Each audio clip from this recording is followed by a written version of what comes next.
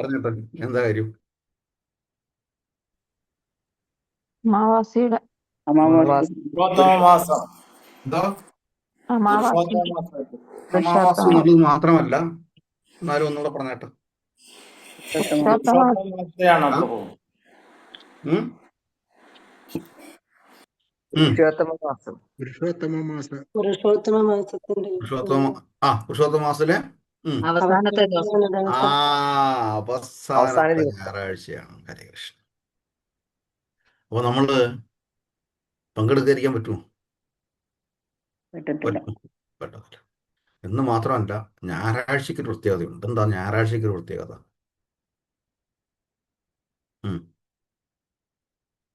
സൂര്യദേവന്റെ വിശിഷ്ട ദിവസം. എന്തോ? സൂര്യദേവന്റെ വിശിഷ്ട ദിവസം. ആ സൂര്യദേവന്റെ ദിവസം. സൂര്യദേവൻ ആര്?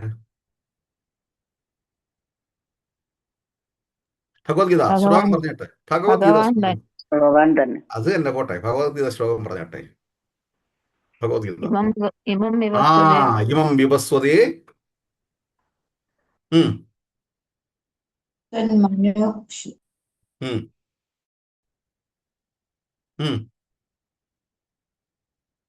ഇമം വിവസ്വതേ യോഗം,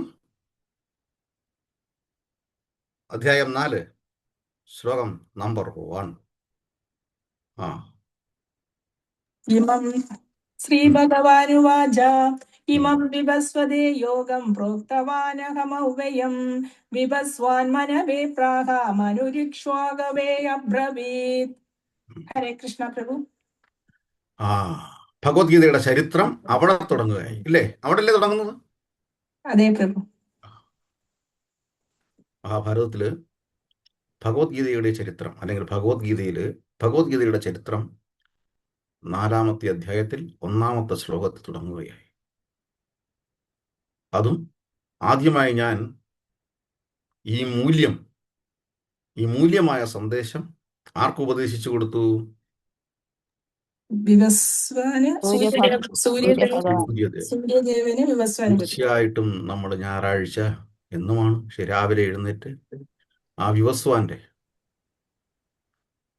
സൂര്യദേവന് നമ്മൾ നമസ്കരിച്ച് ആ ജ്ഞാനം ഗുരുകൃപയാൽ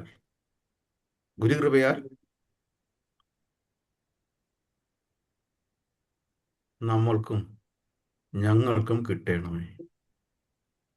കഴിഞ്ഞു. വളരെ സിമ്പിളാ കാര്യങ്ങൾ.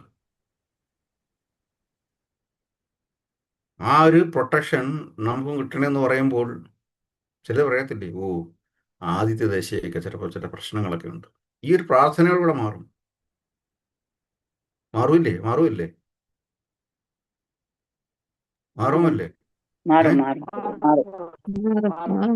ഭഗവാൻ അവിടെ പറയുന്നുണ്ട്. ഭഗവത്ഗീത 18-ാമത്തെ അധ്യായം 1 നേരെ 18 വന്നു. മച്ചിത്ത സർവദുർഗാണി. ഏതാ ശ്ലോകം വരുന്നേ?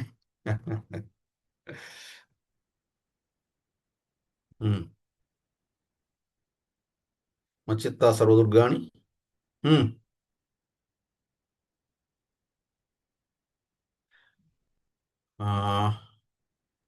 കൃഷ്ണ. 58 വായിച്ചു. സർവദുർഗാണി മത്പ്രസാദ തരിഷ്യസി അത ചേത്വാഹങ്കാരാൻ നാശ്രോഷ്യസി വിനാംക്ഷസി. ഹരേ കൃഷ്ണ. എന്നെ കുറിച്ച് ബോധവാനായിരുന്നാൽ നിനക്ക് എന്റെ പ്രസാദം കൊണ്ട് തന്നെ ബദ്ധജീവിതത്തിന്റെ സകല ക്ലേശങ്ങളെയും അതിജീവിക്കാൻ കഴിയും. ഒരു മിനിറ്റ്.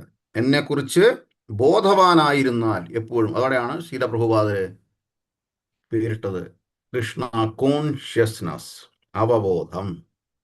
പ്രഭുപാദര് വെറുതെ ഒന്നുമല്ല പേരിടുന്നത്. എന്നെ കുറിച്ച് ബോധവാനായിരുന്നാൽ നിനക്ക് അതുകൊണ്ട് തന്നെ ജീവിതത്തിൽ മനസമാധാനം കിട്ടും. എന്തുകൊണ്ടാണ് ഞാൻ മനസമാധാനം ഒന്നും എഴുതിയിട്ടില്ല? എന്തുകൊണ്ട് ഞാൻ പറഞ്ഞു? അടുത്ത വരി വായിച്ചിട്ട്. ആ ബോധത്തോടെ പ്രവർത്തിക്കാതെ മിഥ്യാഹങ്കാരം കൊണ്ട് എന്റെ അഭിമതമനുസരിക്കാതെ പോയാലാകട്ടെ നാശമാണ് ഫലം. ഹരേ കൃഷ്ണ. അപ്പം മനസ്സിലായില്ലേ? ഉം. ഹരേ കൃഷ്ണ. അപ്പോൾ എല്ലാവർക്കും ഈ ശ്രേഷ്ഠമായ ഈ ഒരു ദിവസത്തിലേക്ക് സ്വാഗതം. ഹരേ കൃഷ്ണ. അപ്പോൾ നമ്മൾ കഴിഞ്ഞ ആഴ്ച വായിച്ചു വെച്ചിരുന്ന ഭാഗം എവിടെയായിരുന്നു? ഏതായിരുന്നു നമ്മൾ വായിച്ചു വെച്ചത്? ദശമസ്കന്ധം. കൃഷ്ണബലരാമന്മാർ വൃന്ദാവനത്തിൽ എന്നുള്ളതിന്റെ 82-ാമത്തെ അധ്യായം ആ ശ്ലോകം 39. ശ്ലോകം 39 വായിക്കണം അല്ലേ? വായിച്ചാട്ടോ. ശ്രീ ശുക ഉവാച. വായിച്ചാട്ടോ. ഹരേ കൃഷ്ണ ആ പ്രഭുജി 40 എടുക്കേണ്ടത്. ഉം. വായിച്ചാട്ടോ. 39 കഴിഞ്ഞു, 40 ആ എടുക്കണം. വായിച്ചാട്ടോ. എന്തോ 39 വായിച്ചത് ഫുള്ള് വായിച്ചിരുന്നോ? ഫുള്ള് വായിച്ചു കഴിഞ്ഞിട്ടാണ് 40 എടുക്കാൻ വേണ്ടിയിട്ട് അടയാളപ്പെടുത്തി ഓക്കെ, വെക്കാൻ. കഴിഞ്ഞ 40 ആഴ്ച എടുക്കാം. ഇല്ലാത്തതിന്റെ പേരിൽ എനിക്കറിയാം. ഞാൻ ഹരേ ചോദിച്ചത് കൃഷ്ണ. ഭാവാർത്ഥം ഫുള്ള് ഒരു വായിച്ചായിരുന്നോ? വർഷമാണ് അതിനകത്ത്. ഭാവാർത്ഥം ഫുള്ള് വായിച്ചിരുന്നോ? വായിച്ചിരുന്നു, ഫുള്ള് ഓക്കെ, വായിച്ചിരുന്നു. ഹരേ കൃഷ്ണ. അപ്പൊ നമ്മൾ 40-ാമത്തെ ശ്ലോകത്തിലോട്ട് പോവും. ഭഗവാൻ തഥാഭൂത വിവിക്ത. ആ ഭഗവാൻസ്താംസ്തഥാ ഭൂത വിവിക്ത ഉപസംഹത ആശ്ലിഷ്യാനാമയം പൃഷ്ട്വാ പ്രഗസന്നിധമബ്രവേത്. ഉം. ഹരേ കൃഷ്ണ. ആ വിവർത്തനം ശ്രീല പ്രഭുപാദർക്ക് ജയ്. ഹരേ കൃഷ്ണ. ആ ആനന്ദ നിർവൃതിയിലാണ്ട് നിൽക്കുന്ന ആ ഗോപികമാരെ പരമപുരുഷൻ ഒരു വിജന സ്ഥലത്ത് വെച്ച് സമീപിച്ചു. ഉം. ഓരോരുത്തരെയായി ആലിംഗനം ചെയ്ത് കുശലം ചോദിച്ച ശേഷം പുഞ്ചിരി തൂകിക്കൊണ്ട് ഭഗവാൻ ഇങ്ങനെ പറഞ്ഞു. ഉം. ഹരേ ഹരേ കൃഷ്ണ കൃഷ്ണ. പ്രഭു. ഹരേ കൃഷ്ണ. ഇവിടെ ഒന്നുകൂടെ ട്രാൻസ്ലേഷൻ വായിച്ചോട്ടോ. ആനന്ദ നിർവൃതിയിലാണ്ട് നിൽക്കുന്ന ആ ഗോപികമാരെ പരമപുരുഷൻ ഒരു വിജന സ്ഥലത്ത് വെച്ച് സമീപിച്ചു. ആ ഓരോരുത്തരെയായി ആലിംഗനം ചെയ്ത് കുശലം ചോദിച്ച ശേഷം പുഞ്ചിരി തൂക്കിക്കൊണ്ട് ഭഗവാൻ ഇങ്ങനെ പറഞ്ഞു. ഭാവാർത്ഥം വായിച്ചോട്ടോ. ഭാവാർത്ഥം ശ്രീല പ്രഭുപാദർക്ക് ജയ്. ഹരേ കൃഷ്ണ. ഭഗവാൻ തന്റെ വിഭൂതി ശക്തിയാൽ പലതായി വികസിച്ച് ഓരോ ഗോപികയെയും ആലിംഗനം ചെയ്ത് സമാധിയിൽ നിന്നുണർത്തിയതായി ശ്രീല വിശ്വനാഥ ചക്രവർത്തി വിവരിക്കുന്നു. ആ ഹരേ കൃഷ്ണ.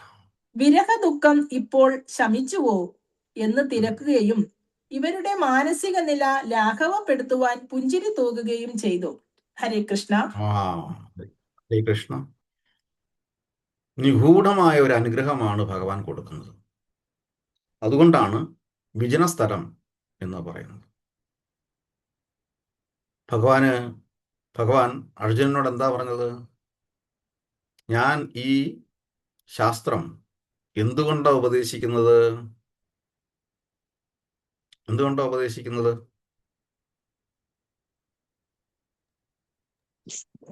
ഞാൻ നിന്നോട് ഈ ശാസ്ത്രം ഉപദേശിക്കുന്നത് എന്തുകൊണ്ടാണ്?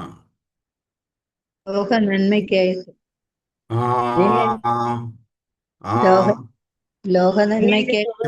സിമ്പിളായിട്ട് പറഞ്ഞാൽ മതി. എന്റെ ആ സുഹൃത്തായത്. എന്റെ സുഹൃത്തും മിത്രവുമായതുകൊണ്ട്. വളരെ സിമ്പിളാകാൻ. എന്റെ സുഹൃത്തും മിത്രവുമായതുകൊണ്ട്. ഹരേ കൃഷ്ണ മഹാമന്ത്രം ജപിക്കാൻ ആഗ്രഹിക്കുന്നത് പോലും ഭഗവാന്റെ അനുകമ്പ കൊണ്ട് മാത്രമേ സാധിക്കത്തുള്ളൂ. ഓർമ്മ വരണം. സോറി പ്രഭു, അധ്യായം എത്ര? എന്തോ അധ്യായം എത്ര പ്രഭു? ദശമസ്കന്ധം 82-ാമത്തെ അധ്യായം 40-ാമത്തെ ശ്ലോകം. 10-ാമത്തെ സ്കന്ധം 82-ാമത്തെ അധ്യായം എന്ന് പറയുമ്പോൾ 3-ാമത്തെ ഭാഗമോ ഏത് ഭാഗം വരും? 4-ാമത്തെ ഭാഗമോ? 4-ാമത്തെ ഭാഗം വരും. 4-ാമത്തെ ഭാഗം 42-ാമത്തെ ശ്ലോകം. അപ്പോൾ ഹരേ കൃഷ്ണ മഹാമന്ത്രം ജപിക്കണമെന്ന് പല പ്രാവശ്യം ചിന്തിച്ചിട്ടും ജപിക്കാൻ സാധിക്കാത്തതും ഭഗവാന്റെ ഇംഗിതം കൊണ്ട്. അപ്പൊ സാധിക്കുന്നില്ല എന്നുള്ള അവബോധം ഉണ്ടായിട്ട് ഭഗവാന് സറണ്ടർ ചെയ്യണം. കാര്യം ഒരുപാട് വിഷമതകൾ അനുഭവിക്കാനോ മായയിൽ പെട്ടുപോകാനോ അല്ലെങ്കിൽ ഭൗതികമായ മറ്റു കാര്യങ്ങൾ ബാക്കി നിൽക്കുന്നത് കൊണ്ടോ അവനത് ജപിക്കാൻ പറ്റാതെ വരുന്ന സാഹചര്യങ്ങൾ ഉണ്ടാകും. അത് പൂർവജന്മകൃതം. ഇപ്പൊ മറ്റുള്ളവരോട് പറഞ്ഞാൽ അവര് കേൾക്കുവോ പ്രഭു ഇതൊക്കെ? എന്തോ അവരോട് മറ്റുള്ളവരോട് പറഞ്ഞാലേ അവര് കേൾക്കൂല, ഇതൊക്കെ ഇങ്ങനൊക്കെ പറയുമ്പോ തന്നെ അവര് കേൾക്കൂല. മാതാജി ഹരേ കൃഷ്ണ, ഒരു മിനിറ്റ്. ചാടിക്കീറി പറഞ്ഞാൽ ആരും കേൾക്കത്തില്ല. നമ്മൾ ഡയറക്റ്റ് ചെയ്യുന്നു. നമ്മൾ എങ്ങനെയാണ് ഈ പ്രസ്ഥാനത്തിൽ അല്ലെങ്കിൽ ഈ ഒരു അവബോധത്തിൽ വന്നു എന്ന് നമ്മൾ ആദ്യം ചിന്തിക്കണം. നമ്മളും ഇതേ സ്റ്റേജിലായിരുന്നു. അതേ ഒരു ക്ഷമ നമുക്കും ഉണ്ടാവണം മറ്റുള്ളവർ വരാൻ വേണ്ടിയിട്ട്. ഇത് പൊതുവെ ഭക്തി പ്രസ്ഥാനത്തിൽ കണ്ടുവരാറില്ല. അപ്പം അതേസമയം നമ്മൾ എന്ത് ചെയ്യണം? നമ്മുടെ പ്രസ്ഥാനം എന്ത് ചെയ്യണം? അല്ലെങ്കിൽ നമ്മളുടെ ഡ്യൂട്ടീസ്, നമ്മുടെ ഭക്തന്മാർ എന്ത് ചെയ്യണം? അവർ ക്ഷമയോടെ കൈകാര്യം ചെയ്തെങ്കിലേ സാധിക്കുകയുള്ളൂ. ഒരു പ്രാവശ്യമോ 2 പ്രാവശ്യമോ 3 പ്രാവശ്യമോ പറഞ്ഞു കഴിഞ്ഞാൽ നടക്കില്ല. ഒരു പക്ഷേ ചിലർ പെട്ടെന്ന് തന്നെ വരും, എന്നാൽ ഞാനും കൂടെ വരാം. ചിലർ വരത്തില്ല, എത്ര വിളിച്ചാലും വരത്തില്ല. സമയമായില്ലെന്ന് പറയും. കാര്യം അവർക്ക് ഭൗതികമായ മറ്റു കാര്യങ്ങളോ അല്ലെങ്കിൽ ഇതിൽ വന്നു കഴിഞ്ഞാൽ ഒരു ഭയം ഉണ്ടാവും. എനിക്ക് ഇന്ന കാര്യങ്ങൾ ചെയ്യണം, ആ കാര്യങ്ങൾ ചെയ്യാൻ പറ്റില്ലല്ലോ. എന്തിനാ പറയുന്നത്? ക്ഷേത്രത്തിൽ പോലും, പൊതുവേ ക്ഷേത്രത്തിൽ പോലും പോകാൻ തൊഴാൻ സാധിക്കാത്തത് ഭയം കൊണ്ടാണ്. ഭയം കൊണ്ടെന്ന് പറയുമ്പോൾ അവർക്ക് പൂർണ്ണമായും ഭക്തിയില്ല, അല്ലെങ്കിൽ ഭഗവാനോട് സ്നേഹമില്ല, ഇഷ്ടമില്ലെന്ന് പറയാൻ സാധിക്കത്തില്ല. പൊതുവേ ഉള്ള കാര്യം പറയുന്നതാണ്. എല്ലാവരുടെയും ഇൻഡിവിജ്വൽ ഒരു റേറ്റിംഗ് അല്ല, ഒരു കോമൺ റേറ്റിംഗ് പറയുകയാണ്. അപ്പൊ അവർ മനസ്സിലെന്താ വിചാരിക്കുന്നത്? ഞാൻ ഇന്ന് മാംസം കഴിച്ചതാണ്, അതുകൊണ്ട് ഇന്ന് ക്ഷേത്രത്തിൽ പോകാൻ സാധിക്കത്തില്ല, ഞാൻ പോകുന്നില്ല. അവർ മാറ്റിവെക്കും. അല്ലെങ്കിൽ ഞാൻ ഇന്ന് മത്സ്യം കഴിച്ചു, അതുകൊണ്ട് ഞാൻ പോകുന്നില്ല. അപ്പൊ അവരുടെ ഉള്ളിൻ്റെ ഉള്ളിൽ ഒരു കോൺഷ്യസ് ഉണ്ട്, ഇതൊന്നും കഴിച്ചു കഴിഞ്ഞാൽ പ്രശ്നമാണ്, അങ്ങോട്ടൊന്ന് പോകാൻ പാടില്ല. അപ്പൊ ഇത് ഒട്ടും നിർത്താനും പറ്റുന്നില്ല. അപ്പോൾ നമ്മൾ പറയുന്ന ഉപദേശങ്ങൾ അവർ ഉൾക്കൊള്ളത്തില്ല. അവരുടെ ചിന്തകളിൽ വൈകല്യങ്ങൾ നിറഞ്ഞതുകൊണ്ട് അത് വൈകല്യങ്ങളാണെന്ന് അവർക്ക് അറിയത്തുമില്ല. ഇത് പ്രശ്നം അതാണ്, വളരെ കോംപ്ലിക്കേറ്റഡ് ആണ്. വൈകല്യങ്ങളാണെന്ന് അവർക്ക് അറിയത്തുമില്ല. അപ്പൊ അങ്ങനെ ഉള്ളിടത്തോളം കാലം പെട്ടെന്ന് കയറി പറഞ്ഞു കഴിഞ്ഞാൽ, നമ്മുടെ ഈ തത്വങ്ങളൊക്കെ പോയി പറഞ്ഞു കഴിഞ്ഞാൽ, അനുഭവം കൊണ്ട് പറയുന്നതാണ്, അനുഭവം കൊണ്ട് അങ്ങോട്ട് കയറി ഉൾക്കൊള്ളത്തില്ല. മാതാജി പറയുന്നത് മനസ്സിലാവുന്നുണ്ടോ? ശരിയല്ലേ പറഞ്ഞത്? ശരിയാ പ്രഭു, ക്ഷമിക്കണമെന്നല്ലേ പ്രഭു പറയുന്നേ? ക്ഷമിക്കണം എന്നല്ല പറഞ്ഞത്, ക്ഷമയോടെ. ക്ഷമിക്കണം എന്നുള്ളതും ക്ഷമയോടെ എന്നുള്ളതും രണ്ടും വാക്കുകൾ വ്യത്യാസമുണ്ട്, ഗ്രാമാറ്റിക്കൽ ഡിഫറൻസസ് ഉണ്ട്. ക്ഷമയോടെ എന്ന് പറഞ്ഞാൽ സാവകാശം, വളരെ മൃദുത്വത്തോടെ അപ്രോച്ച് ചെയ്തെങ്കിൽ മാത്രമേ, കാര്യങ്ങൾ സംസാരിക്കുമ്പോൾ മാത്രമേ, ചിലർക്ക് കുറച്ച് സമയമെടുക്കും, ചിലർക്ക് കൂടുതൽ സമയമെടുക്കും. അതിനൊരു സമയം നമ്മൾ വിനിയോഗിക്കണം. മനസ്സിലാവുന്നുണ്ടോ അതിക്ക്? മനസ്സിലായത് പ്രഭു. ഹരേ കൃഷ്ണ. അത് സ്വന്തം വീട്ടിലാണെങ്കിൽ പോലും മറ്റുള്ളവരുടെ അടുത്താണെങ്കിലും, ഇതെല്ലാം സ്വന്തം അനുഭവങ്ങളും നമ്മുടെ പ്രസ്ഥാനത്ത് അല്ലെങ്കിൽ സമൂഹത്തിൽ കാണുന്ന അനുഭവങ്ങളും കൊണ്ട് പറഞ്ഞതാണ്. നമ്മളൊക്കെ ഇതിനകത്ത് ഒട്ടുമിക്കവരും ഈ പ്രസ്ഥാനത്ത് വരുമ്പോൾ ചിലര് ആ ദിവസം തന്നെ സസ്യാഹാരിയായി മാറിയിട്ടുണ്ട്. ചിലര് ദിവസങ്ങൾ എടുത്തിട്ടുണ്ട്, ചിലർ മാസങ്ങൾ എടുത്തിട്ടുണ്ട്, ചിലർ വർഷങ്ങൾ എടുത്തിട്ടുണ്ട്. അത് അവരവരുടെ പൂർവ ജന്മത്തിൻ്റെ ചില ബാക്കി വെപ്പുകളാണ്. അതിനെ നമ്മൾ ക്ഷമയോടെ കാണുമ്പോൾ അവർ നമ്മളുടെ അടുത്ത് വരും. ചില സംശയം നമ്മളെ വിശ്വാസത്തിലെടുത്തു കഴിഞ്ഞാൽ, നമ്മുടെ സൗഹൃദത്തെ വിശ്വാസത്തിലെടുത്തു കഴിഞ്ഞാൽ, അവരവരുടെ പേഴ്സണൽ പ്രശ്നങ്ങൾ അല്ലെങ്കിൽ അവർ ഇതിലേക്ക് വരാൻ വിഘാതം സൃഷ്ടിക്കുന്ന കാര്യങ്ങൾ നമ്മളോട് പറയാൻ തയ്യാറാവും, അല്ലെങ്കിൽ നമ്മളോട് സംശയങ്ങൾ ചോദിക്കാൻ തയ്യാറാവും. മനസ്സിലാവുന്നുണ്ടോ? ചിലർ ചോദിച്ചിട്ടുണ്ട്, ഭാര്യാഭർത്തൃബന്ധം തുടരാമോ എന്ന് പോലും ചോദിച്ചിട്ടുണ്ട്. അപ്പോൾ സത്യമാണ് പറയുന്നത്. അപ്പം ഇതൊക്കെ പല സംശയങ്ങളാണ് പലർക്കും. ഈ പ്രസ്ഥാനത്തെക്കുറിച്ച് അറിയത്തില്ല, ഹരേ കൃഷ്ണ മഹാമന്ത്രത്തെക്കുറിച്ച് അറിയത്തില്ല, നമ്മുടെ ആചാര അനുഷ്ഠാന രീതികളെക്കുറിച്ച് അറിയത്തില്ല. ഇതെല്ലാം അവർക്കൊരു വിചിത്രമായി ചിലപ്പോൾ തോന്നും. നമ്മൾ നാമം ചെയ്യുന്നത്, നമ്മുടെ തിലകധാരണം, നമ്മുടെ വസ്ത്രധാരണം, ഇതെല്ലാം അവർക്കൊരു വിചിത്രമായി തോന്നും. ഹരേ കൃഷ്ണ. അപ്പോൾ നമ്മൾ അത് ഇവിടെ നാമജപം പറഞ്ഞു വന്നത്, നാമം ജപിക്കേണ്ടത് പോലും എന്തിനാ പറയുന്നത്, സത്സംഗത്തിൽ പങ്കെടുക്കാൻ ആഗ്രഹിച്ചിട്ടും അത് നടക്കുന്നതും നടക്കാതിരിക്കുന്നതും പോലും ഭഗവാന്റെ ഇംഗിതമാണ്. അതിനെക്കുറിച്ചൊരു അവബോധം നമുക്കുണ്ടാവണം. അപ്പോൾ നടക്കാതിരുന്നു കഴിഞ്ഞാൽ, ആഗ്രഹിച്ചിട്ടും നടക്കാതിരുന്നു കഴിഞ്ഞാൽ, അല്ലെങ്കിൽ എനിക്കത് പോകേണ്ടതായിട്ട് തോന്നാതിരുന്നു കഴിഞ്ഞാൽ, ചിലർ വിളിക്കുമ്പോൾ അയ്യോ ഞാൻ മറന്നുപോയി എന്ന് കഴിഞ്ഞാൽ പോലും, അപ്പോൾ അതിനെക്കുറിച്ചൊരു അവബോധം ഉണ്ടാവണം. ഇതിലെന്തോ ഒരു മായയുടെ കൈകടത്തിലുണ്ട്, ഒരു കയ്യൊപ്പുണ്ട്. അതിനെ നമുക്ക് തരണം ചെയ്തെങ്കിൽ മാത്രമേ ജീവിതത്തിൽ ഒരു സമാധാന അന്തരീക്ഷം അല്ലെങ്കിൽ ഒരു ഇമ്പ്രൂവ്മെന്റ് ഉണ്ടാകത്തുള്ളൂ, അല്ലെങ്കിൽ ഭഗവാനെ അടുക്കാൻ സാധിക്കത്തുള്ളൂ എന്ന് പറഞ്ഞ് ഭഗവാന്റെ മുന്നിൽ സറണ്ടർ ചെയ്യുമ്പോൾ തീർച്ചയായിട്ടും അതിനുള്ള വഴിയുണ്ടാകും. ഇതിനെയാണ് അവബോധം എന്ന് പറയുന്നത്. ഹരേ കൃഷ്ണ.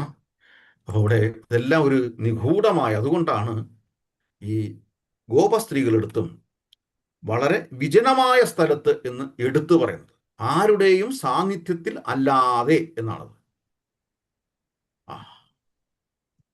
അതുകൊണ്ട് തന്നെ ഇതിനെക്കുറിച്ച് കൂടുതൽ പറയാൻ യോഗ്യർ ഏവം പരമ്പര പ്രാപ്തം, ഭഗവാനിൽ നിന്ന് തുടങ്ങിയ ഒരു ശിഷ്യ പരമ്പരയ്ക്ക് മാത്രമേ ആധികാരികമായി ഇതിനെക്കുറിച്ച് സംസാരിക്കാൻ സാധിക്കത്തുള്ളൂ. അവിടെയാണ്, അതുകൊണ്ടാണ് ശ്രീല വിശ്വനാഥ ചക്രവർത്തി താക്കൂർ തൻ്റെ ഭാവാർത്ഥത്തിൽ ഇങ്ങനെ വിശദീകരിക്കുന്നത്. കാര്യം ഇത്തരം ആചാര്യന്മാർക്ക് മാത്രമേ ഇതിനെക്കുറിച്ച് കൂടുതൽ സംസാരിക്കാൻ അതിനുള്ള യോഗ്യതയുള്ളൂ. അത് നമ്മൾ അതേപടി എടുക്കുക എന്നർത്ഥം. ഹരേ കൃഷ്ണ. അടുത്ത ശ്ലോകത്തിലോട്ട് പോയാട്ടെ. ഹരേ കൃഷ്ണ. ശ്ലോകം 41. സ്മരത സഖ്യ സ്വാനമർത്ഥ ചികിർഷയാ ഗതാൻ ചിരായിത ശത്രുപക്ഷപണചേതസഃ. വിവർത്തനം. ശ്രീല പ്രഭാകർ കി ജയ്. ശ്രീകൃഷ്ണ ഭഗവാൻ പറഞ്ഞു, ഹേ സഖികളെ, നിങ്ങൾ ഇപ്പോഴും എന്നെ ഓർക്കുന്നുണ്ടോ? എന്റെ ബന്ധുക്കളുടെ നന്മയ്ക്ക് വേണ്ടിയാണ് ശത്രു സംഹാരം ലക്ഷ്യമാക്കി ഞാൻ നീണ്ട കാലം അകന്ന് താമസിച്ചത്. ഹരേ കൃഷ്ണ. വൃന്ദാവനത്തിൽ തിരിച്ചു വന്നപ്പോൾ ഉള്ള കാര്യങ്ങളാണ്. എന്നെ എപ്പോഴൊക്കെ ഓർമ്മിക്കുന്നതുകൊണ്ട് എന്ത് രസമാ സംസാരം കേൾക്കാൻ. എന്നെ ഇപ്പോഴൊക്കെ ഓർമ്മിക്കാറുണ്ടോ? ഉണ്ടോ? നമ്മുടെ സാധാരണ സംസാരങ്ങളിലും ഇതൊക്കെ കടന്നുകൂടാറുണ്ട്. ഒരു കുശലാന്വേഷണം. എന്നിട്ട് ഭഗവാൻ പറഞ്ഞത്, എൻ്റെ ബന്ധുക്കളുടെ സംരക്ഷണാർത്ഥം, അല്ലെങ്കിൽ എൻ്റെ ബന്ധുക്കളുടെ ശത്രുക്കളെ ഉന്മൂലനം ചെയ്യുന്നതിന് വേണ്ടിയിട്ടാണ് ഞാൻ ഇവിടുന്ന് മാറി നിന്നത്. കൗന്ദയ പ്രതിജാനീഹി പറഞ്ഞാട്ട് നമേ ക്ഷിപ്രം ഭവതി ധർമാത്മ. പുതിയ മുഴുവൻ ശ്ലോകം എന്തുവാ? ക്ഷിപ്രം ഭവതി ധർമാത്മ ശശിശ്ചാന്തിം നിഗച്ഛതി കൗന്ദേയം പ്രതിജാനീഹി ന മേ ഭക്ത പ്രണശ്യതി. ട്രാൻസ്ലേഷൻ എന്താ വരുന്നത്?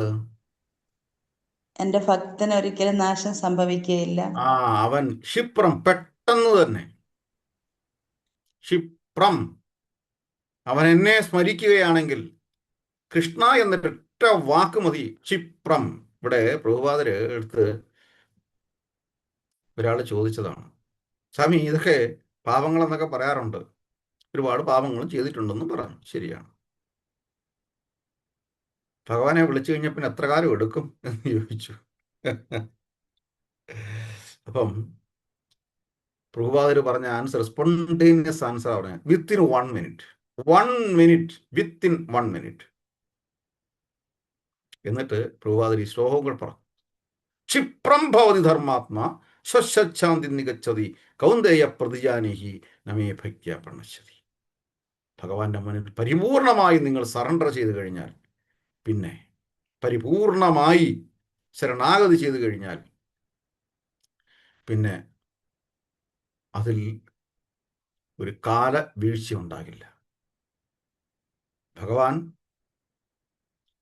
സ്വന്തം 16,108 ഗോപികന്മാരെന്ന് പറഞ്ഞാൽ ഗോപികമാരുടെ പ്രേമത്തിനുപരിയായി മറ്റൊരു പ്രേമത്തെയും തുരണം ചെയ്യാൻ സാധിക്കില്ല.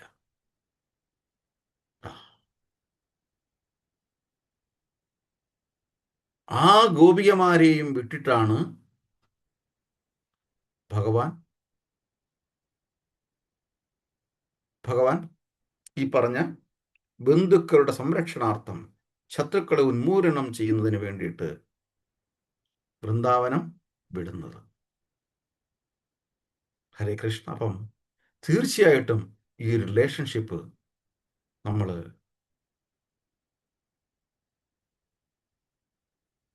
നിലനിർത്തി കഴിഞ്ഞാൽ തീർച്ചയായിട്ടും നമുക്കും നല്ലൊരു ഗതി ഉണ്ടാവും. യാതൊരു സംശയമില്ല കാര്യത്തിൽ. ഒരിക്കലും ഹരേകൃഷ്ണ പ്രസ്ഥാനത്തിൽ വന്നിട്ടും ഹരേകൃഷ്ണ മഹാമന്ത്രം ജപിച്ചിട്ടും ആരും നശിച്ചു പോയിട്ടില്ല. ആർക്കും നഷ്ടങ്ങളും വന്നിട്ടില്ല. ഇത് 100% ഉറപ്പാണ്. അവർക്ക് പുരോഗതിയേ സംഭവിച്ചിട്ടുള്ളൂ. അതിൽ യാതൊരു സംശയങ്ങളുമില്ല. ഞങ്ങൾ പല ഗൃഹങ്ങളും സന്ദർശിക്കാറുണ്ട്. പ്രത്യേകിച്ച് ദാമോദര മാസത്തിൽ സ്ഥിരമായി വരുന്ന ഭക്തന്മാരെടുത്തും അസ്ഥിരമായി വരുന്ന ഭക്തന്മാരെടുത്തും പൂർണ്ണമായും വരാതിരിക്കുന്ന ഭക്തന്മാരെടുത്തും പോകാറുണ്ട്.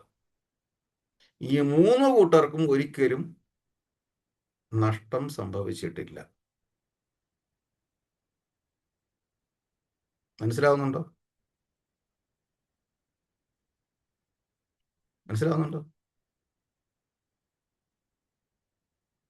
ചിലര് തൻ്റെ ഗൃഹത്തിൽ അവരുടെ മക്കളോ മരുമക്കളോ ഒക്കെ ഗർഭാവസ്ഥയിലെത്തുമ്പം ഡെലിവറി കഴിയുന്നതുവരെ അവരുടെ വീട്ടിൽ സത്സംഗങ്ങൾ വെക്കാറുണ്ട്. എൻ്റെ വീട്ടിലാകാം എന്ന് പറഞ്ഞ് വിളിച്ച് എല്ലാ ആഴ്ചയും അവിടെ വരുത്തി ക്ലാസ്സുകൾ ചെയ്യാറുണ്ട്. എന്തിനു വേണ്ടിയിട്ടാണ്? അവർക്കൊരു വിശ്വാസമുണ്ട് ഭഗവാനിൽ. അവിടെ ഇരുന്ന് ഭക്തന്മാർ പങ്കെടുക്കുമ്പോൾ, ഭക്തന്മാരുടെ നാമജപം അവിടെ ശബ്ദമുഖരിതമായി കേൾക്കുമ്പോൾ, ഭഗവാന്റെ കഥകൾ കേൾക്കുമ്പോൾ, ഈ യജ്ഞത്തിൽ ഉപരി ആ മന്ത്രയജ്ഞം ആ ഗർഭാവസ്ഥയിലുള്ള ശിശുക്കൾക്ക് കേൾക്കാൻ സാധിക്കും, ഉൾക്കൊള്ളാൻ സാധിക്കും. ഹരേ കൃഷ്ണ. നമുക്ക് അടുത്ത ശ്ലോകത്തിലോട്ട് പോകാം. 42.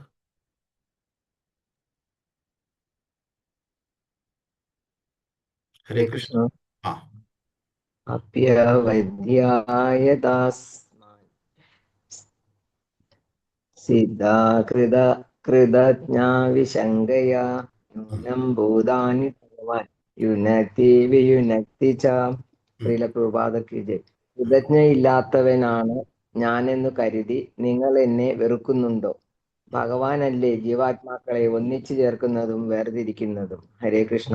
ഹരേ കൃഷ്ണ. ഭാവാർത്ഥം കൂടെ വായിച്ചേട്ടോ. ഗോപികമാർ പിന്തുണച്ചത് എന്തെന്ന് ശ്രീല വിശ്വനാഥ ചക്രവർത്തി വെളിപ്പെടുത്തുന്നു.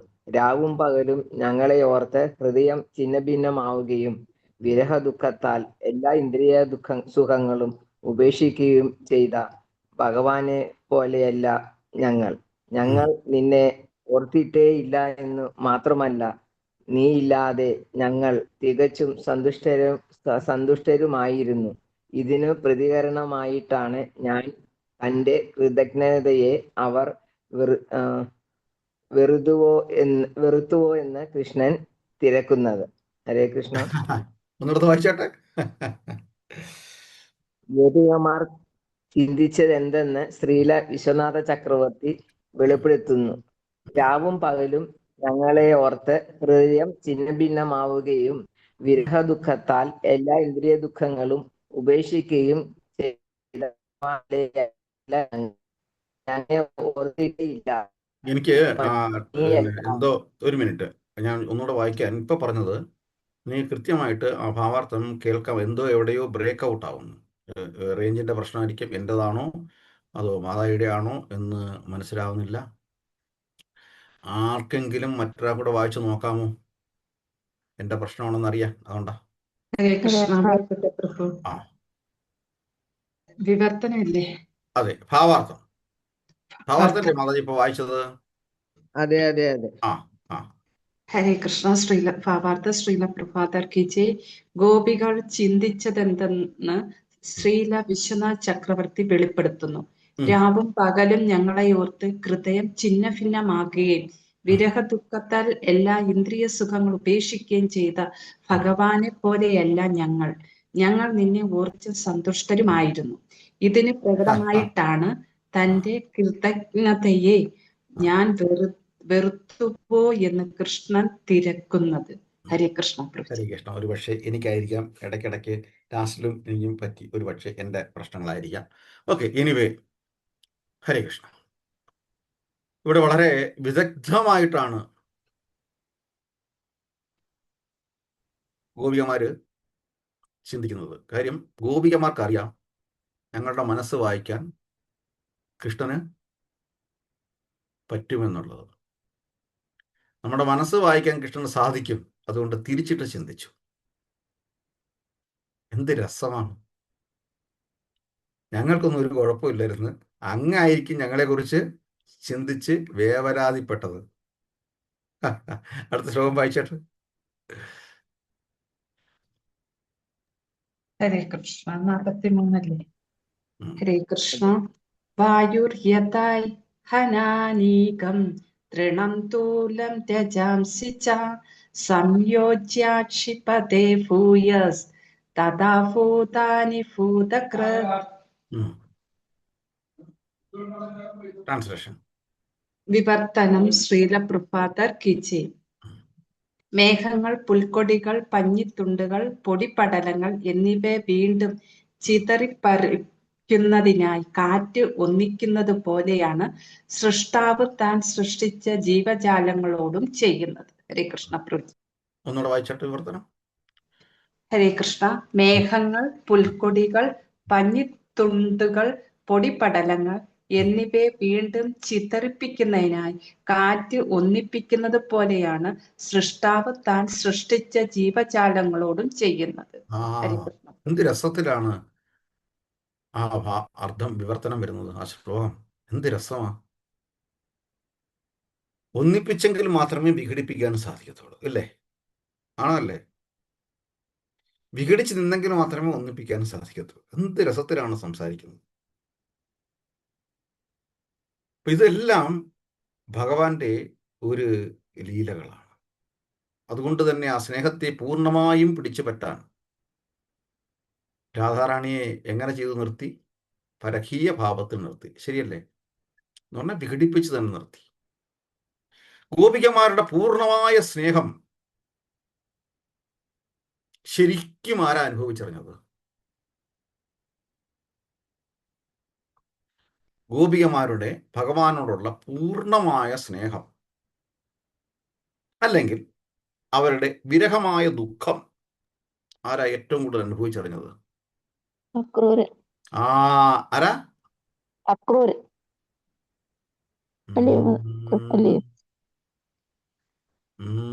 ഒന്നുകൂടെ ചിന്തിച്ചാട്ടോ. രാജാറാണി, ഉദ്ധവർ. ഉദ്ധവര്. എന്തുകൊണ്ടാ?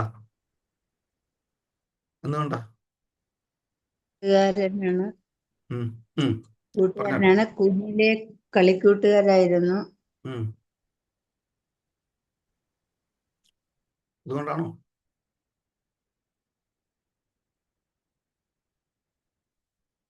ശ്രീകൃഷ്ണ ഭഗവാന്റെ കൂട്ട് തന്നെയാണ് ഉദ്ധവര്. അപ്പൊ ഉദ്ധവരെ ഒരു പ്രാവശ്യം വൃന്ദാവനത്തിൽ വിടുന്നുണ്ട്. രണ്ടാമത് വൃന്ദാവനത്തിൽ വിടുന്നുണ്ട്. വൃന്ദാവനത്തിൽ വിടുമ്പോൾ ഗോപികമാരുടെ സ്റ്റാറ്റസ് കോ നേരിട്ട് അനുഭവിച്ചറിയാൻ ഉദ്ധവർ സാക്ഷിയായി. ഉദ്ധവർ അതുവരെ ചിന്തിച്ചുകൊണ്ടിരുന്ന എന്താണ്? പാണ്ഡിത്യം, അറിവ്, അല്ലേ? ആണോ?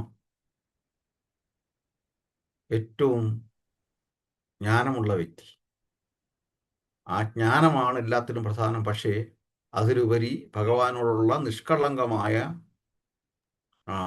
അലൗകികമായ പ്രേമത്തിന്റെ മുന്നിൽ പറയാൻ സന്തോഷ് പ്രഭു, ഉദ്ധവരുടെ നിഷ്കാമമായ ഭക്തി അല്ല പ്രേമമാണ് അവിടെ കാണാൻ കഴിയും.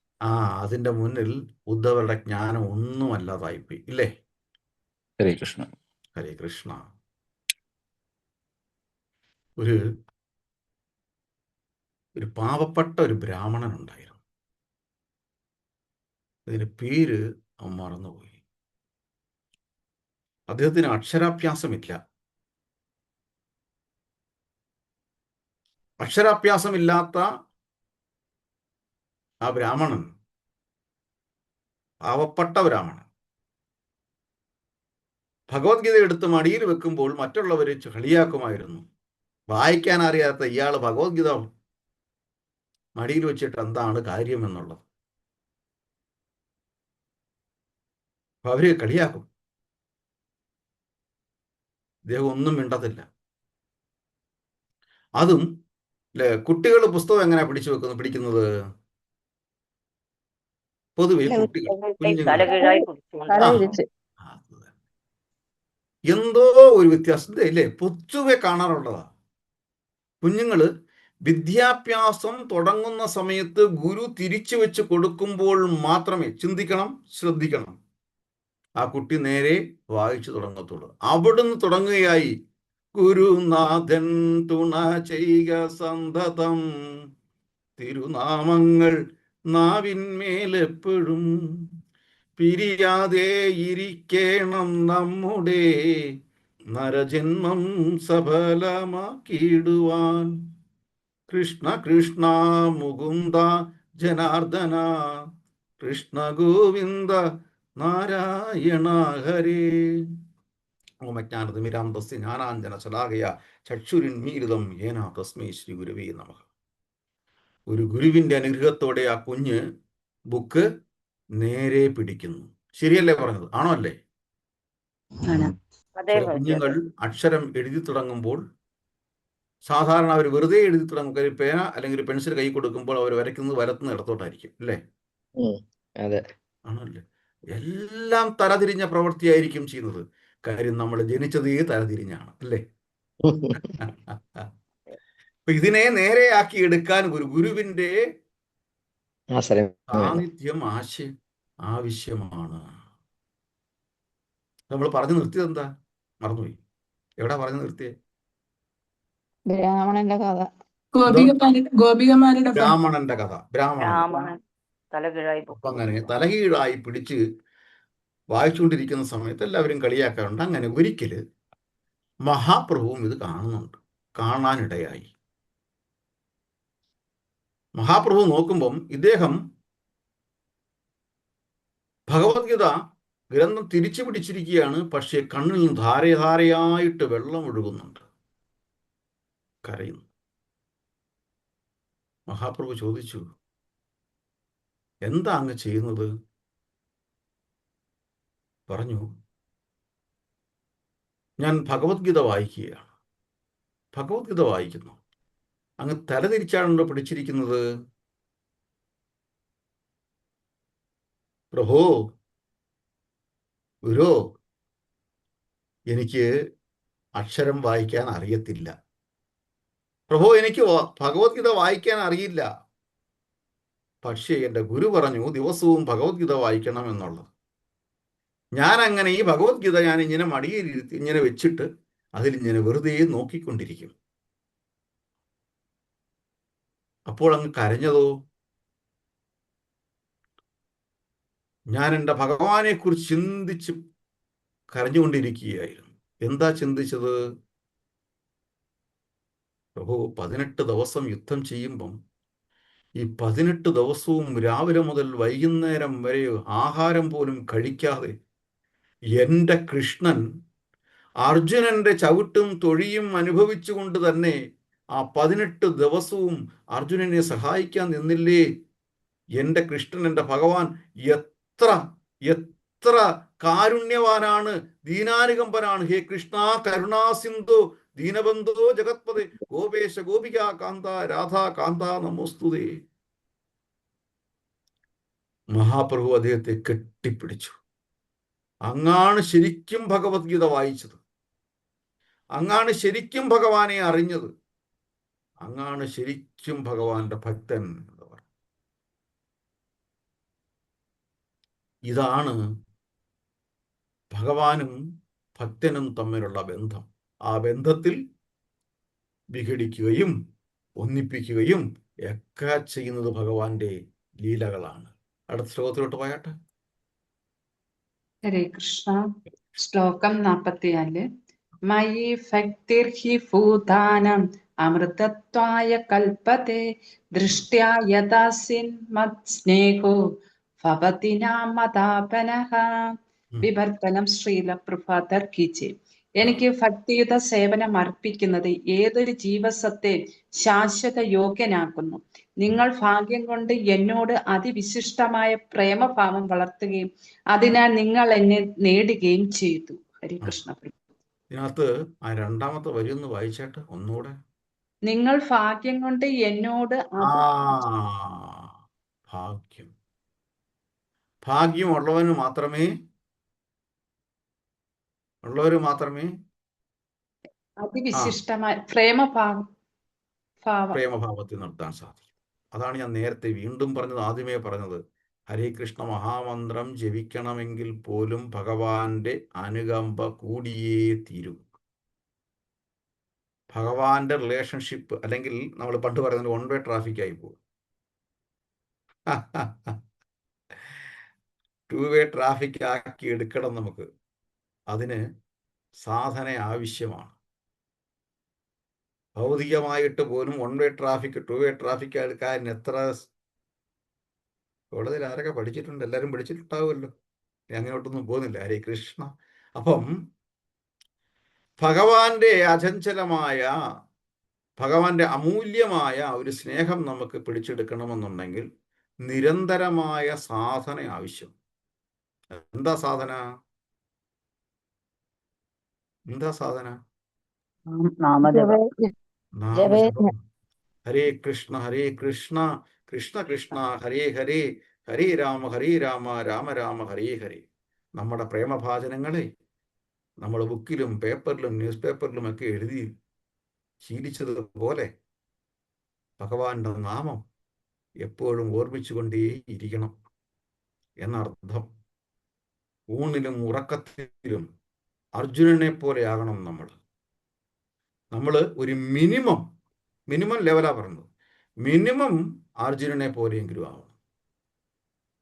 അത്രയും കാര്യങ്ങളെങ്കിലും നമ്മൾ ചെയ്യുമ്പോൾ നമുക്ക് അത് ഭക്തിയുത സേവനത്തിൽ റെൻഡറിങ് ഡിവോഷണൽ സർവീസ്. എന്താ ആദ്യത്തെ കാര്യം പറഞ്ഞത് വരി ട്രാൻസ്ലേഷൻ? നിങ്ങൾ ഭാഗ്യം കൊണ്ട്, അതിന് തൊട്ട് മുമ്പുള്ള ആദ്യത്തെ സെന്റൻസ്, എനിക്ക് ഭക്തിയുത സേവനം അർപ്പിക്കുന്നത് ഏതൊരു ജീവസത്തെയും ശാശ്വത യോഗ്യനാക്കുന്നു. ഭക്തിയുത സേവനം ചെയ്യുന്നത് ശാശ്വതമായി യോഗ്യനായി തീർക്കുന്നു. അപ്പൊ ഒരു ഭഗവാന്റെ ഭക്തനായ യോഗ്യനായി തീരുന്ന ഒരു വ്യക്തിക്ക് പിന്നെ മറ്റ് ദോഷങ്ങളൊന്നും ഭവിക്കത്തില്ല എന്നർത്ഥം. ഹരേ കൃഷ്ണന്റെ ഭാവാർത്ഥം വായിച്ചാട്ടെ. ഹരേ കൃഷ്ണ. ഗോപികമാർ ഇങ്ങനെ മറുപടി പറഞ്ഞു എന്ന് ശ്രീല വിശ്വനാഥ ടാഗോർ പറയുന്നു. ഹേ വിദഗ്ധനായ സംഭാഷണ ചതുര, നീ കുറ്റം ആരോപിക്കുന്ന പരമപുരുഷൻ നീ തന്നെയല്ലേ? ലോകത്തിലെല്ലാവർക്കും അതറിയാം, ഞങ്ങൾ മാത്രം അതറിയുന്നില്ലെന്നു കരുതിയോ? അപ്പോൾ കൃഷ്ണൻ പറഞ്ഞു, ശരി, ഞാൻ ഭഗവാനാണെന്നതു സത്യമായിരിക്കാം, പക്ഷേ നിങ്ങൾ പ്രേമം കൊണ്ട് എന്നെ കീഴടക്കി. ഹരേ കൃഷ്ണ. എന്ത് രസത്തിലാണ് സംസാരിക്കുന്നത്. ഒന്നുകൂടെ വായിച്ചിട്ട് ഭാവാർത്ഥിച്ചിരിയുള്ളൂ. ഗോപികമാർ ഇങ്ങനെ മറുപടി പറഞ്ഞു എന്ന് ശ്രീല വിശ്വനാഥ ടാഗോർ ചക്രവർത്തി പറയുന്നു. ഹേ വിദഗ്ധനായ സംഭാഷണ ചതുര, നീ കുറ്റം ആരോപിക്കുന്ന പരമപുരുഷൻ നീ തന്നെയല്ലേ? ലോകത്തിലെല്ലാവർക്കും അതറിയാം, ഞങ്ങൾ മാത്രം അതറിയില്ലെന്നു കരുതിയോ? അപ്പോൾ കൃഷ്ണൻ പറഞ്ഞു, ശരി, ഞാൻ ഭഗവാനാണെന്നു സത്യമായിരിക്കാം, പക്ഷേ നിങ്ങൾ പ്രേമം കൊണ്ട് എന്നെ കീഴടക്കി. ഹരേ കൃഷ്ണ. രസം. പ്രേമം കൊണ്ട് കീഴടക്കി. ഇതുപോലൊരു സംവാദം നല്ല രസമാണ്. രുക്മിണി അമ്മയും ഭഗവാനും തമ്മിൽ നടക്കുന്നുണ്ട്. വായിക്കണം. പ്രത്യേകിച്ച് നമുക്ക് പെട്ടെന്ന് എടുത്ത് വായിക്കാം. അതൊക്കെ വായിക്കാൻ വേണ്ടിയിട്ടാണ് പ്രഭുപാദർ ഇതെല്ലാം ട്രാൻസ്ലേഷൻ നടത്തിയിരിക്കുന്നത്. കൃഷ്ണ എന്ന ഗ്രന്ഥത്തിൽ വളരെ മനോഹരമായിട്ട് രുക്മിണി അമ്മയും ഭഗവാനും തമ്മിലുള്ള സംഭാഷണങ്ങൾ കൊടുത്തിട്ടുണ്ട്. അതും മക്കളൊക്കെ ആയതിനു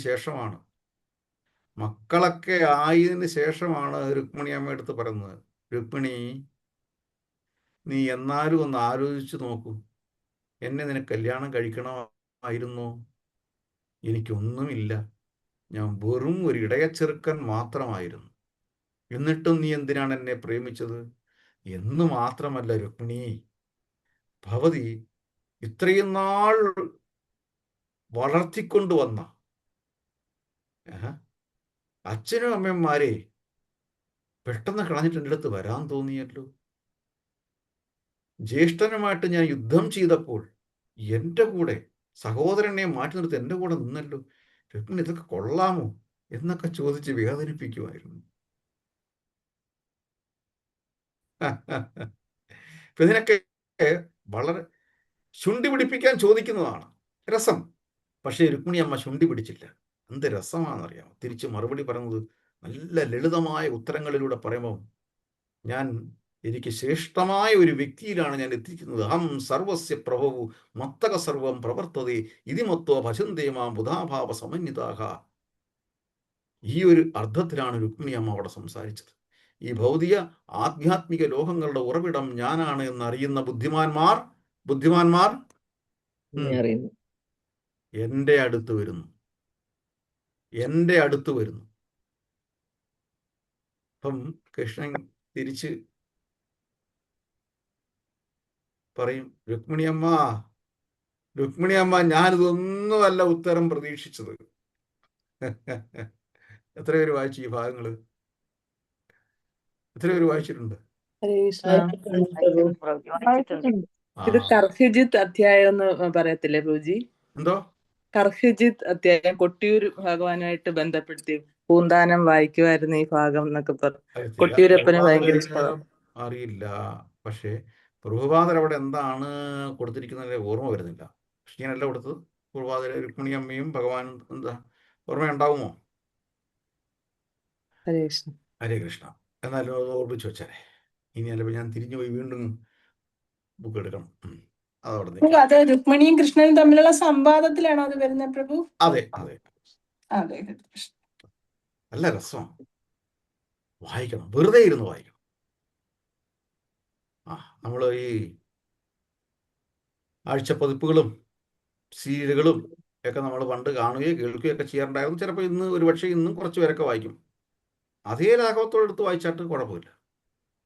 ലാഘവമൊന്നും അല്ല, അതൊക്കെ വളരെ കണ്ണൊക്കെ തള്ളിയായിരുന്നു വായിക്കുന്നത്. അടുത്ത ആഴ്ചത്തെ എന്തായി എന്നുള്ളത് തുടരും എന്ന് പറയുമ്പം ഇങ്ങനെ നോക്കി നിൽക്കില്ലേ, കണ്ണു തള്ളി. ശരിയല്ലേ? എത്ര പേര് ആഴ്ചപ്പതിപ്പുകൾ വായിച്ചിട്ടുണ്ട്?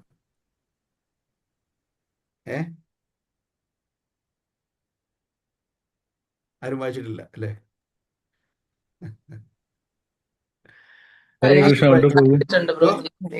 വായിച്ചിട്ടുണ്ട് പ്രഭു. ഹരേ കൃഷ്ണ. അതൊക്കെ വായിക്കാൻ നമുക്ക് സമയം ഉണ്ടായിട്ടുണ്ടെങ്കിൽ നമ്മൾ റിയലൈസ് ചെയ്യണം, തീർച്ചയായിട്ടും നമുക്ക് ഹരേ കൃഷ്ണ മഹാമന്ത്രം ജപിക്കാൻ സമയമുണ്ട്. തീർച്ചയായിട്ടും സത്സംഗങ്ങളിൽ പങ്കെടുക്കാൻ സമയമുണ്ട്. ചിലർ പറയും എനിക്ക് സമയമില്ല എന്നുള്ളത്. അപ്പോൾ സീരിയൽ കാണാൻ സമയമുണ്ടാവും. ഈ പറയുന്ന നിലവാരം കുറഞ്ഞ കഥകൾ വായിക്കാൻ സമയമുണ്ടാവും. ഫേസ്ബുക്ക് അല്ലേ പ്രഭു? ഇപ്പം ഫേസ്ബുക്ക് നോക്കാൻ സമയമുണ്ടാവും. ഫേസ്ബുക്ക് നോക്കാൻ സമയമുണ്ടാവും. സമയം ഒരേ ഒരു കാര്യത്തിനേ ഇല്ലാതുള്ളൂ. ഏതിനാ? ഭഗവാന്റെ കാര്യത്തിന്. അത്രേ ഉള്ളൂ. സത്സംഗങ്ങളിൽ പങ്കെടുക്കാൻ, അല്ലെങ്കിൽ ഹരേ കൃഷ്ണ മഹാമന്ത്രം ജപിക്കാൻ, അവിടെയാണ് നമ്മൾ സമയം കണ്ടത്. അത് തന്നെ ഒരു യജ്ഞമാണ്. അതുപോലെ പ്രത്യക്ഷത്തിൽ ഭഗവാനോട് പ്രകടിപ്പിക്കുന്ന സ്നേഹമാണ്. മനസ്സിൽ വച്ചിരിക്കുക, പ്രത്യക്ഷത്തിൽ ഭഗവാനോട് പ്രകടിപ്പിക്കുന്ന സ്നേഹവും യജ്ഞവുമാണ് നമ്മൾ സത്സംഗങ്ങളിൽ പങ്കെടുക്കുക എന്നുള്ളത്, അല്ലെങ്കിൽ നാമം ജപിക്കുക എന്നുള്ളത് ഒരു ഡെമോൺസ്ട്രേഷനാണ് എന്ന് പറയാം. ആ ഒരു ഡെമോൺസ്ട്രേഷൻ വളരെ അത്യാവശ്യമാണ് ജീവിതത്തിൽ. ഹരേ കൃഷ്ണ. നമുക്ക് അടുത്ത ശ്ലോകത്തിലോട്ട് പോകാം. ഹരേ കൃഷ്ണ. ശ്ലോകം 45. അഹം ഹി സർവഭൂതാനാം ആദിരന്തോ അന്തരം ദഹി ഭൗതികാനാം യഥാഖം വാർഭുർവായുർജ്യോതിരംഗനാം. ഹരേ കൃഷ്ണ. വിവർത്തനം ശ്രീല പ്രഭുപാദ കി ജയ്. ഹരേ കൃഷ്ണ. ഹേ അങ്കനമാരെ, എല്ലാ സൃഷ്ട ജീവജാലങ്ങളുടെയും ആദിയും അന്തവും അകവും പുറവും ഞാൻ തന്നെ. ഏതുപോലെ എന്നാൽ പഞ്ചഭൂതങ്ങളായ ആകാശം, ജലം, ഭൂമി, വായു, അഗ്നി എന്നിവ എല്ലാ ഭൗതിക വസ്തുക്കളുടെയും ആദിയും അന്തവുമാണ്. അവയുടെ അകത്തും പുറത്തും പഞ്ചഭൂതങ്ങൾ തന്നെ. ഹരേ കൃഷ്ണ. ഹരേ കൃഷ്ണ. നമ്മൾ ഇതിനെക്കുറിച്ച് കൂടുതൽ നമുക്ക് അടുത്ത ആഴ്ച കണ്ടിന്യൂ ചെയ്യാം. ഇതുവരെ പറഞ്ഞിരിക്കുന്ന കാര്യങ്ങളിൽ എന്തെങ്കിലും കുറച്ച് ഭാവാർത്ഥം കൂടുതലുണ്ട്, അപ്പോൾ ഇതിൽ കുറച്ച് സംസാരിക്കാനുണ്ട്. അപ്പോഴത്തേനും സമയമാവും, പിന്നെ നമുക്ക് ചർച്ചകൾ പോകാൻ ഒട്ടത്തില്ല. എന്തെങ്കിലും കാര്യങ്ങൾ ഇതിനെക്കുറിച്ച് ഇതുവരെ പറഞ്ഞ കാര്യങ്ങൾ സംശയങ്ങളോ അല്ലെങ്കിൽ വാല്യൂ ആഡഡ് പോയിന്റ്സോ ഡിബേറ്റോ എന്തെങ്കിലും ഉണ്ടെങ്കിൽ പറയാം. ഹരേ കൃഷ്ണ. പറഞ്ഞേട്ടോ.